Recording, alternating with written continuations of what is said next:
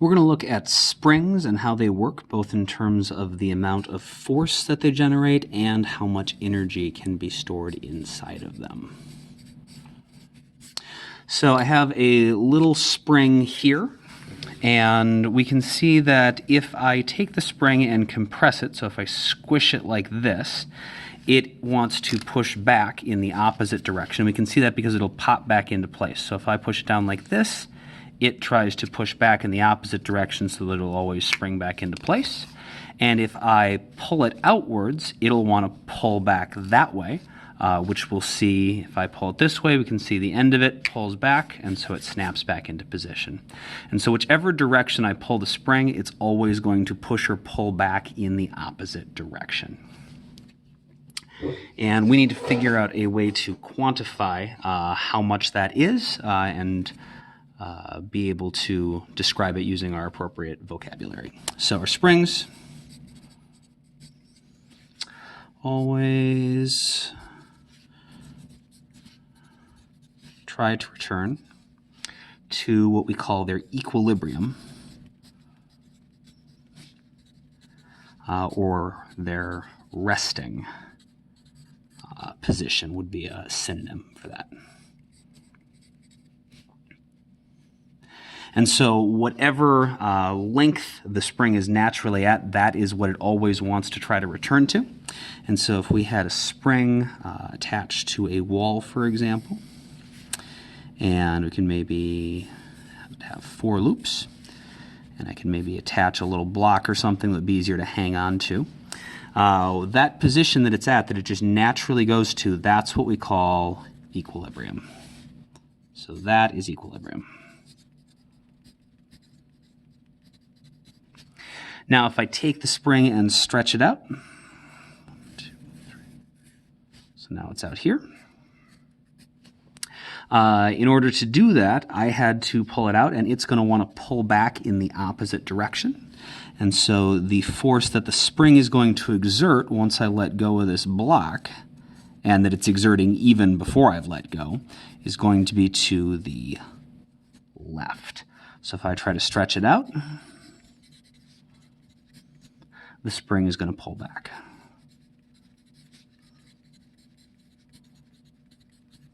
Likewise, if I compress it,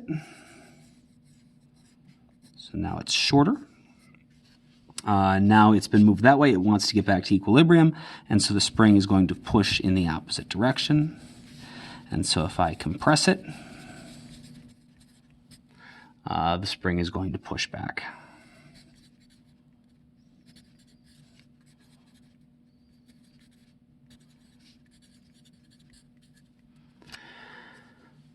We're going to focus on what we call ideal springs.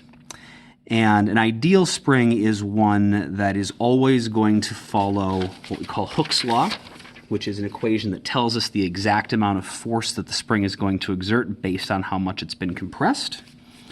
So Hooke's law, which works for our ideal springs,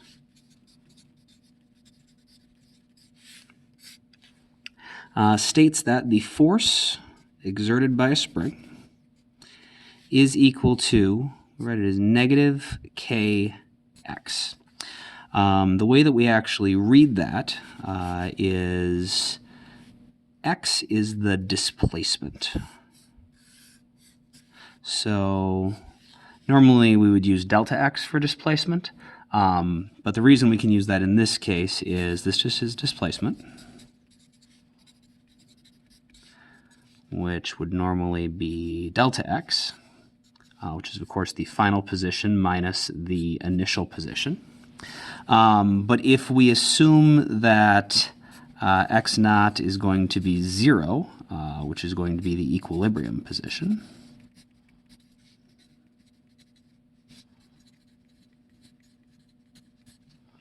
then delta x equals x.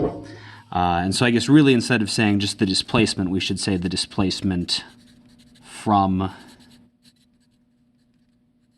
equilibrium.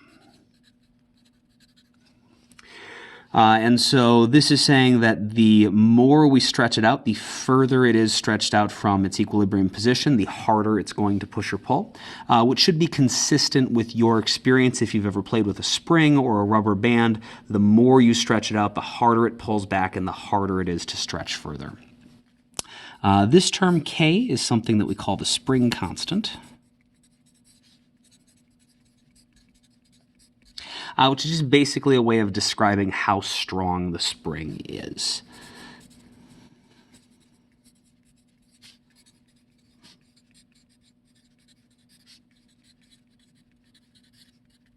We can see, since the displacement is going to be measured in meters and our force is measured in newtons, the unit for K has to be newtons per meter.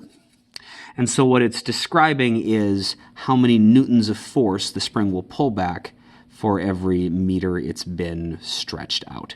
And so the stronger the spring is, the harder it's going to push or pull back, and so the more newtons it's going to have for every meter of displacement. And then the minus sign in here is just going to reverse the direction of our vectors. So if we displace it to the right, the force is going to be to the left. So this minus sign, what that really just means is the force from the spring is in the opposite direction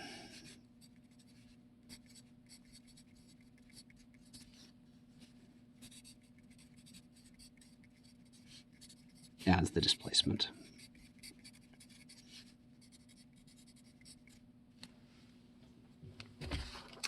So I said that applies to ideal springs, and an ideal spring is actually defined as one that follows this equation, and most springs that you will deal with in your everyday life or that we will use in the lab follow this equation. Where springs stop being ideal is in one of two situations, or where there's lots of ways they can become non-ideal, but the thing that is generally going to cause just a normal spring like this to become non-ideal is if you compress it too much so the coils are actually squished into each other. At some point, you can't actually squish it anymore. So if I smash all these coils together so they're touching each other, at some point I'm not going to be able to compress it anymore, and now I'm going to have a lot more force pushing back because the coils are actually on top of each other. And so if the coils hit each other, it stops behaving like an ideal spring. The other thing that'll cause it to behave in a non-ideal manner is if we actually deform it by bending it too much. It's a spring and it's springy and it'll bounce back into its position for the most part if I stretch it out. But if I go too far, at some point, it just stays permanently bent. And now it's not behaving like a spring anymore. It's not pulling back. And so the spring that I guess had was an ideal spring while I was just pushing and pulling it a little bit like it was designed to. But if we go too far out, every spring will eventually stop behaving like an ideal spring. But we can use this equation as long as we are using our springs in the way in which they are designed to be used. Okay, so if the spring can exert a force, that means the spring can do work. And so we can figure out how much work the spring is going to do. And so let's look at in the situation of if it's trying to, if it's going away from equilibrium. So how much work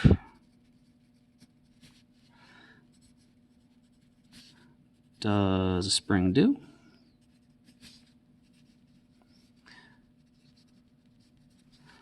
While being compressed or stretched.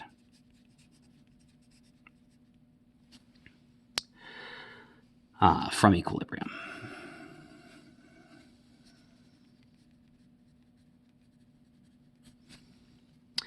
And so the issue here is that we can't calculate work the way we normally would want to. So what we can't use, work is equal to F dot D, because this equation is only solvable. It only means anything if the force is constant. But in this case, we know that the amount of force that the spring exerts increases as it gets stretched more and more or compressed more and more. And so as the spring either gets compressed or stretched and it gets further and further away from equilibrium, it's going to exert a different amount of force, and so we're not going to have a constant force, and so this isn't going to work.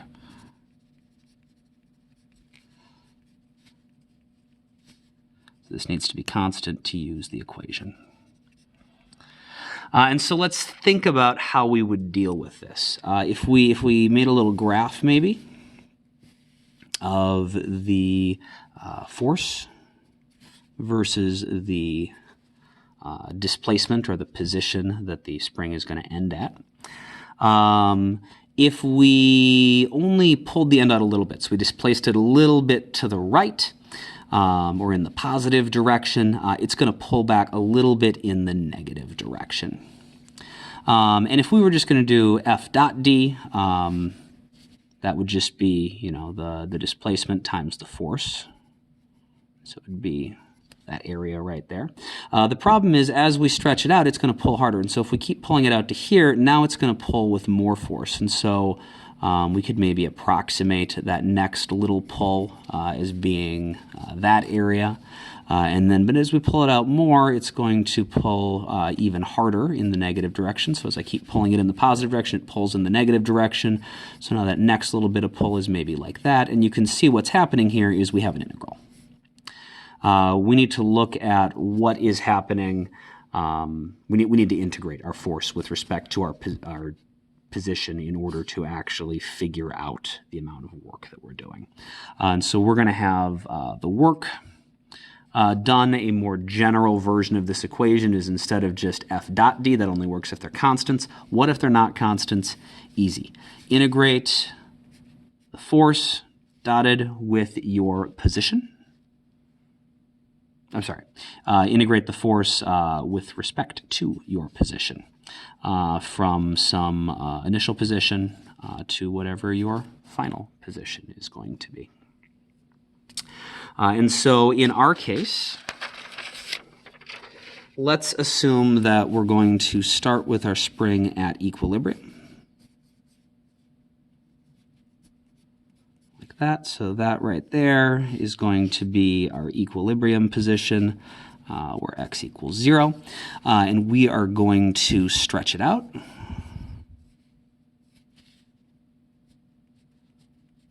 So our displacement is going to be that much. We're going to end at whatever our final position is, and our displacement is going to be x.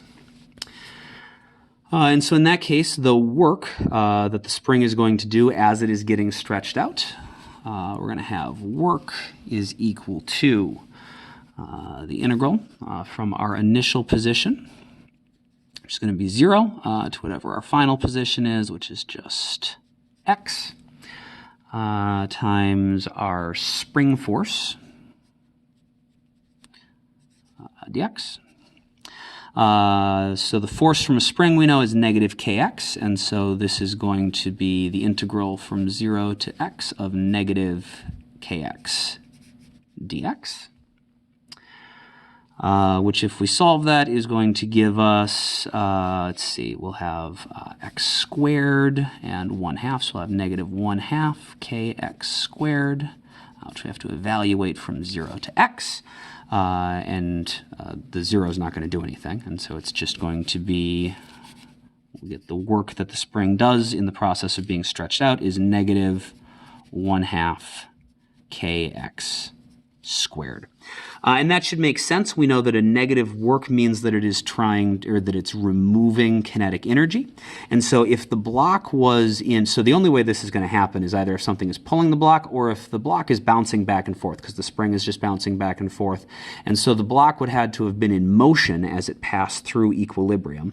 And as it goes out and the spring stretches out, it's going to pull back and slow that block down until eventually the block stops. And so as it's being stretched out, the spring is going to be taking kinetic energy away from the block to make it eventually stop going to the right, and we see that right here with our negative sign.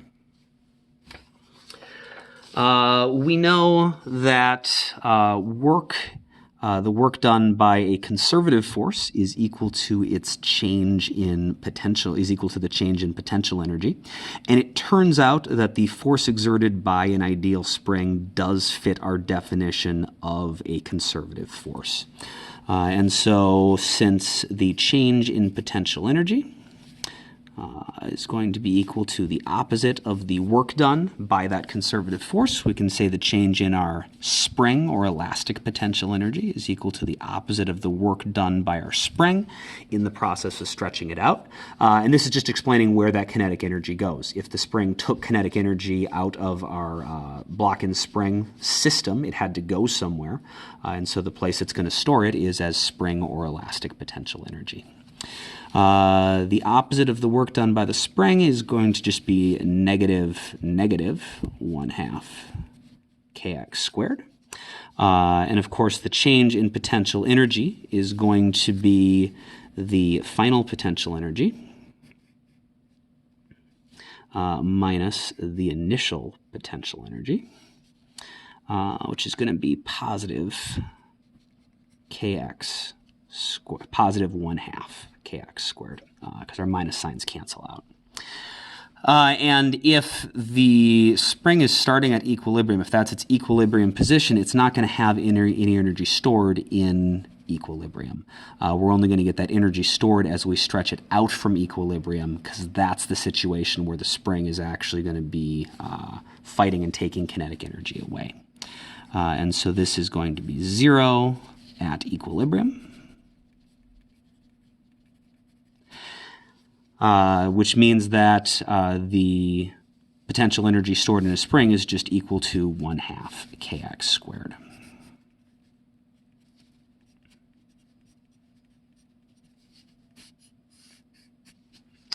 One important thing to note about this equation is that it doesn't matter whether x, your displacement or your final position, however you want to think about that, is positive or negative.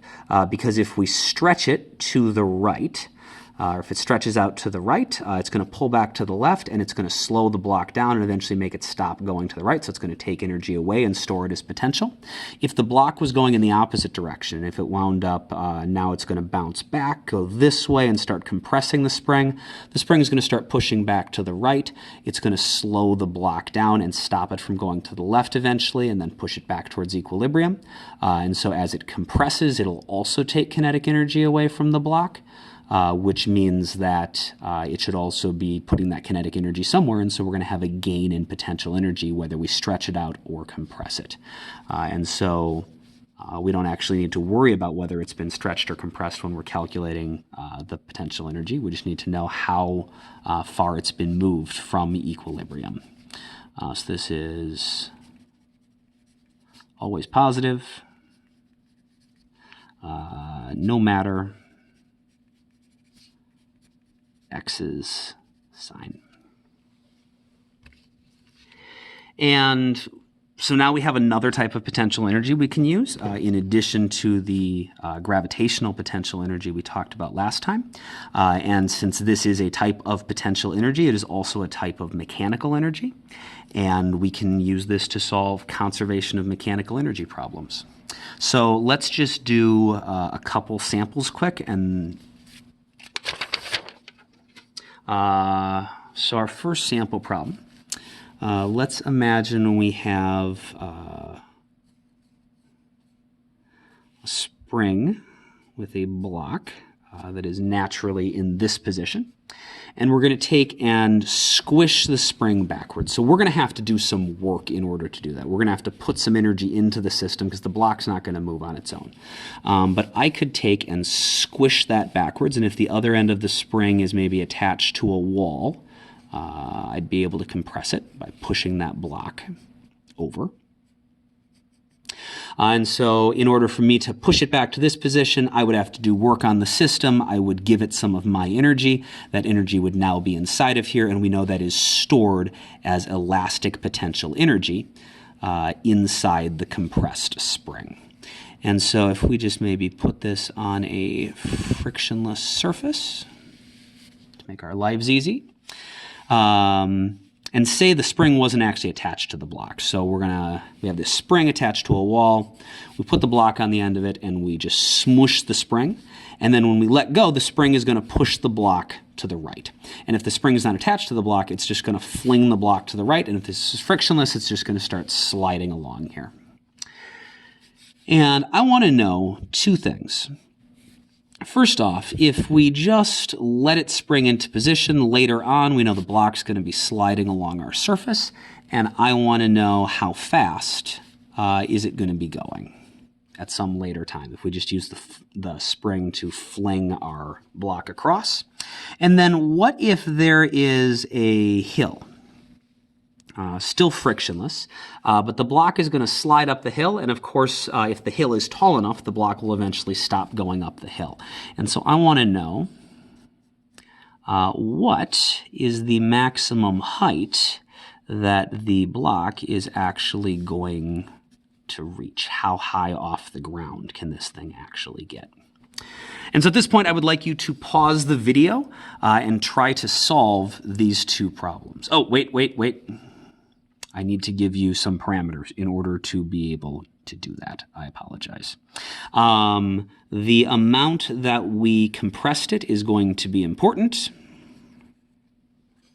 And so let's say that the amount that we compress the spring is going to be 0.2 meters. We need to know the spring constant of the spring. So let's say the spring constant is going to be 350 newtons per meter. And then we'll also need to know the mass of the block itself, because obviously the more massive the block is, the slower it's going to go when the spring pushes on it. And so let's say the mass of the block is 0.4 kilograms. And remember, we are assuming our surface here is frictionless. And so now, go ahead and pause the video and see if you can solve this problem. Find the speed here and the max height it gets to.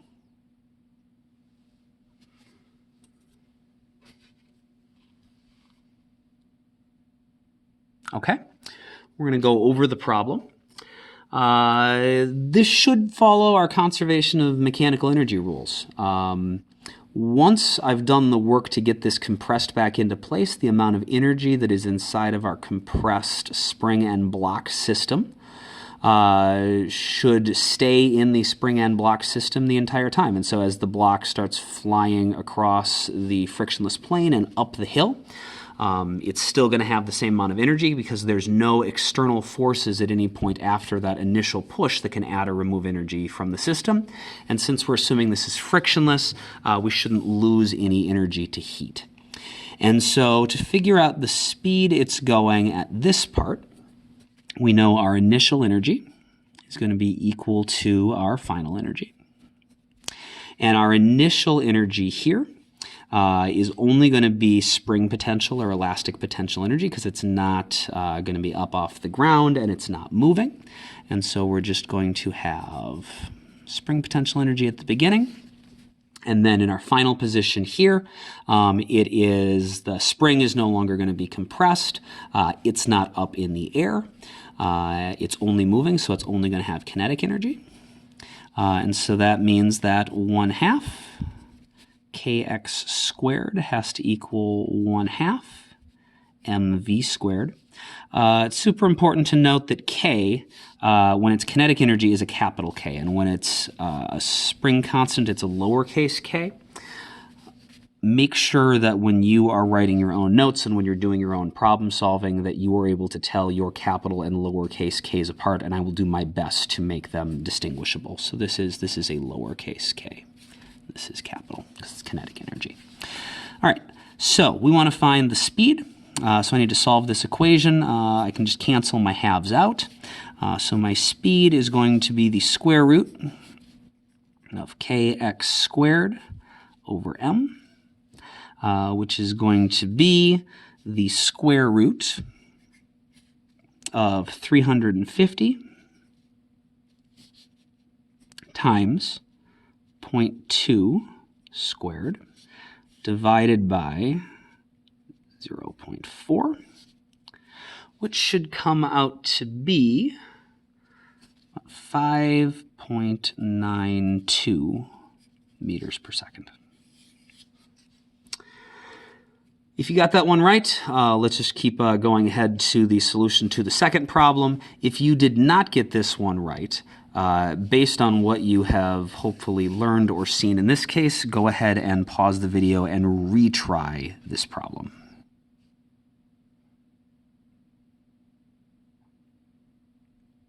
Okay, so for the other problem, figuring out how high up it's going to go, we should still have conservation of energy.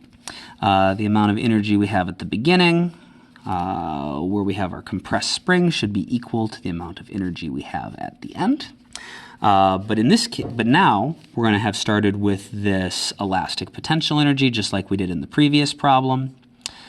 And at the end, now it's not going to be moving. If we want to find the maximum height this goes up to, its maximum height is going to be when it stops moving up. And so it's not going to have any kinetic energy. The spring stopped being stretched or compressed a long time ago. And the only thing we're going to have is gravitational potential energy. And so the spring or elastic potential energy at the beginning has to match the gravitational potential energy at the end. And so that means that 1/2 kx squared is going to be equal to mg times our final height, which is what we're trying to solve for. So that means that our final height is going to be 1/2 kx squared divided by mg. So that's going to be 1/2 times 350 times 0.2 squared. Barely fit that on the screen. There we go. Divided by our mass, which is 0.4 times g, 9.8. And if we go ahead and solve that, we get 1.79